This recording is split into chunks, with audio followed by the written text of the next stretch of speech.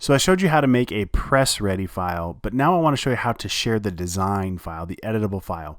So really the main thing I want to show you is that because we used an Adobe stock image, it's actually linked through the cloud. So I've got this little cloud icon, and had I used any other graphics, let's say any logos or anything else, had I brought them over from my Creative Cloud library, they would all be links. They wouldn't actually be directly embedded into this file. So when I go to share this PSD document, those would be missing graphics or missing assets. So there's two ways to fix it. One would be to simply embed that layer. So I'll right click on this image and go down to embed linked. I'll click on that, and now it'll turn this from a cloud element into a smart object, and it'll maintain that visibility in that layer, in that document, so you can just share the one document and you're in good shape. I'm going to hit Command Z.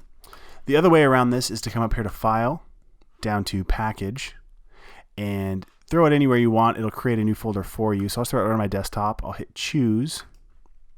And what it's going to do is package up all of the links and all of the assets for this document. So it made a new folder for me.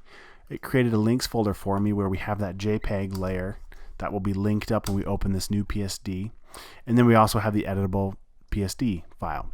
So that's great. Now, one thing that I see here that it didn't bring with me is fonts. So if you remember at the beginning of this, we used the font Oswald, which is not currently included in our type kit. So you would want to make sure that you send that font along too, just in case the person who's opening this up didn't have that font to use.